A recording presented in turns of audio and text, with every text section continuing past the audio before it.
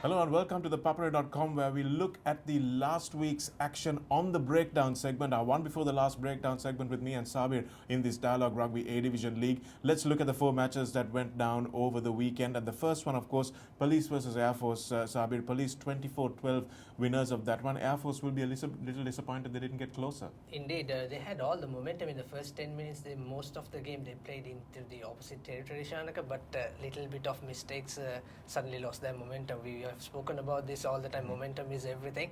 But also talking about that game, Radhesh Seneratna once again getting 2 yellow cards as a result, red card. So he will be missing the next game. So as Mushin Falil has a ankle injury. So Police, sometimes they have to find a number 7, number 8 and a centre.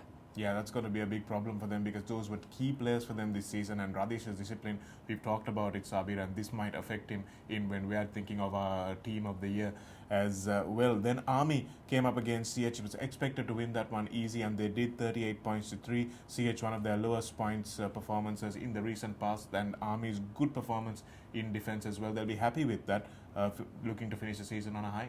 Absolutely.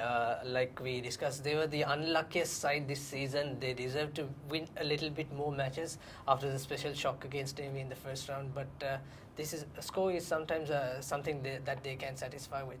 Yeah, they can. And then we had the match that we expected to be a real firecracker of a game, but unfortunately, because of the suspensions that Navy faced, some of the big guns that Navy had were out, which made the job a little bit easier for Kandy. But the weather didn't make it easy because the rain came down in buckets, and Kandy actually were not able to score in the entire second 40 minutes. That's a big issue for them, Sabir. But one thing it does prove to me is that Kandy are not winning this purely because of their attack. They're not winning the Dialog Rugby League because of their attack.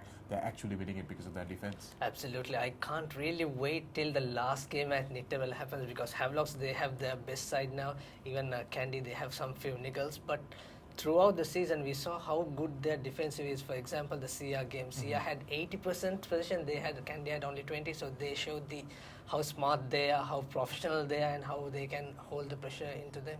Yeah, I think Sean Vijay Singh has done a really good job in holding that defensive structure because teams like Sia, Police, and to a lesser degree Army, but certainly Havelocks as well, they've lost their defensive shape maybe about 3 or 4 phases into the game, and that's what Kandy have not been guilty of. They've managed to make those touchline tackles, they've managed to make those last gasp tackles, and that's why they won those crucial games against CRNFC, the crucial games against Havies as well. Looking forward to that match as well. But the guy who's really profited from Fazil's injury, Sabir, Nigel Ratwatta, I mean, it's sad that we need that to happen for him to come forward, but he has been revelatory in this position. Yeah, once again, it'll be a tough time for us to decide where will Nigel suit for the team of the year because he was so good and he also had some breaks, but he did the most of the matches. So also Shanaka, talking about the second half, like Kandy didn't score single points, but that is in terms of Navy's perspective for the next season. They must be having so much confidence. Yeah, because they've got a very young team. Navy have chosen a very clear, deliberate strategy of picking young players. They've taken Umaga Gunaratne, they've taken Buddhima Piyaratne, they've taken Sarat Chandra, I believe, in the second 11 row. from Isipatana College who played Exactly, and then you've got Stefan Gregory who scored a try in this game as well. So you've got a lot of young players who are going to be there for a start. And I remember Namal Rajapaksa, when he met us in the commentary box the other day, he said the plan is to keep these players together for about 5 years. And if they can do that, they'll win titles. So this Navy team is not the Navy team for 2016. This is probably the Navy team for 2018, 19, 20. So that's what they're looking at. And it was a good performance from them as well to hold Kandy scoreless, and especially in Valisara to be able to play with their forwards, and for Kandy also to be able to play with their forwards for a large period of that game will be good for them. Absolutely. And moving on to the other game, the match of the week, Havelocks versus CRNFC, but Sia had the chance in the last dying stage. Probably they should have gone for a few more phases rather than sending that long pass to Sashan Mohammed in the wing. Well, I was watching the game on the monitor, Sabir, while giving the commentaries, and there were several shots that we took from behind the goalpost, and you could see Coach Inti Marika with his hands on his knees, and several times he was just shaking his head like this. You know, he wasn't getting up and yelling or anything like that. He was just shaking his head, and that's because his players were just not sticking to the game plan. The few times they did stick to the game plan, they managed to score tries, they got into the lead. Tarindra Ratwatta kicking deep, kicking to the side of the fullback, making sure he got Rimji Jamaldeen to concede that line out deep in the opposition territory, but they just couldn't manage to do that for long enough. They did that for 20 minutes, and from 19-9 they came up to 21-19. And they could have just held the game there, but unfortunately, like happened in the two Kandy games before that, against Havelocks as well, they come so close and just can't finish. And also, how good is Prasad Madhusanka? 4 tries, you can't ask anything more. Probably his match of the season, match of his life, this could be. Well, unfortunately for Prasad, nothing's ever going to get better than that. So he's reached the pinnacle of his try-scoring career, but he just keeps need to get working hard. And I think for a hooker to be able to score tries like that, the way that he scored them, I think it's an indictment on Havelock's third row, because those are tries that maybe Sudarshan Muthutantri should be scoring, those are tries that maybe Umesh Madhushan, when he's fit, should be scoring. So the fact that Prasad is getting there into those try-scoring positions should tell Coach Laga that his third row needs to be working harder. So congratulations to Prasad. I mean, this is a guy who couldn't make the CR team. He moved to Havelocks, and now he's scoring 4 tries against his old side. I mean, can't get better than that for him. And before the game, I just told him he was equivalent to the highest try scorer. You just need one machang, and he was like, made sure he scored 4 and no one is going to catch him. So congratulations once again, scored 12 tries, the highest try scorer so far. Yeah, that was a super performance from him. And then, of course, Danushka Ranjan coming back into the side, he created that third try that Madhushanka scored as well. So he's going to be a handful next week against Kandy in what is going to be his potentially next home crowd. Nittawala, he'll want to impress them, even though if it means that he's going to have to play well against this home crowd.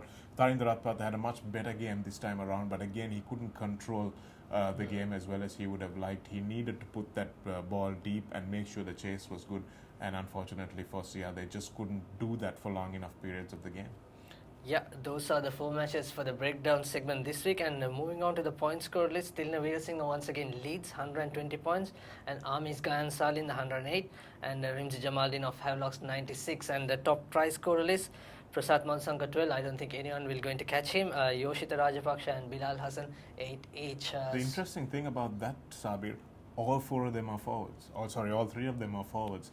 And that really shows how this Dialog Rugby League has not opened up in terms of the back scoring tries. Because you'd expect your top try scorer to be someone like Vishwamitra Jaisingh or Sashan Mohammed or one of those players. But that's not the way it's been. And also, you look at Tilna Veerasinghe, Gayan Salin, then maybe Jamaldeen towards the end, but those top 2 point scorers, they're also not from the top 2 teams. So Kandy and Sia have really suffered because they haven't been able to convert their penalties and conversions. So those are 2 observations I take from those stats. And also Air Force's Nuan Pereira, another fullback, he was also among the point scorers, but he just missed few games due to injury. And we didn't see much wingers scoring try this season. That's quite a shame, isn't it? Yeah, absolutely. I think all the coaches in the Dialog Rugby League need to go back home and look at themselves and think, okay, why is this happening? Wingers are supposed to be your top try scorers, fullbacks are supposed to be your try scorers, but that's not happening, and we are playing ugly rugby. We are playing rugby that is very close, tight, and that's why these forwards are scoring all the tries. Yeah, and moving on to the points table, Shanaka, Kandy unbeaten, and they are going ahead at Nittawala. Probably, I have a gut feeling something would happen in the Havelocks game, but I want to mention the score prediction on the preview, but I have to rethink about that, Shanaka. Yeah, well, it's going to be an important game because for Kandy, what's important is not just winning the league, they've already done that, but they want to stay unbeaten. And for Coach Laga, going back to his old club where he used to coach, that's going to be, I mean, he knows that place really well. He knows the players, he knows exactly what they're like. So he's got a team that's dominant, he's got a team that's confident after beating Sia, he's got Danushka Ranjan back, he's got Lavanga Pereira injured on the other side, he's got Fazil Marija injured, Nigel has been playing very well, but he's due for an average game as well, so you never know what could happen. Also, Niroshan Fernando is back in the side. Absolutely, and you saw what a big difference he made to Haviz against Sia. So with that kicking game coming and Niroshan Fernando's experience, I think things might be a little interesting in Nittawala.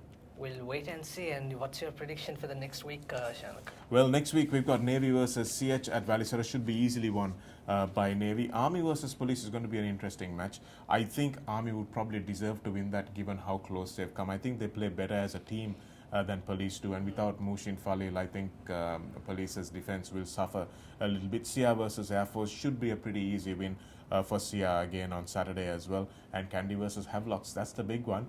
I like to know don't your prediction. don't want to call it Sabir, but I know that Kandy won't want to give up that unbeaten tag. And if the Kandy set piece is good, which it has been, I think Shahan Lema and Soiru Anthony will be pretty good in the line out. So if CR don't, if Havies don't really bring their A game, I think Kandy will probably win that one. We'll wait and see. That's all we have for the breakdown segment for the penultimate week. We got one more week and we'll catch you next week. I'm signing off along with Shana Kamarsinga.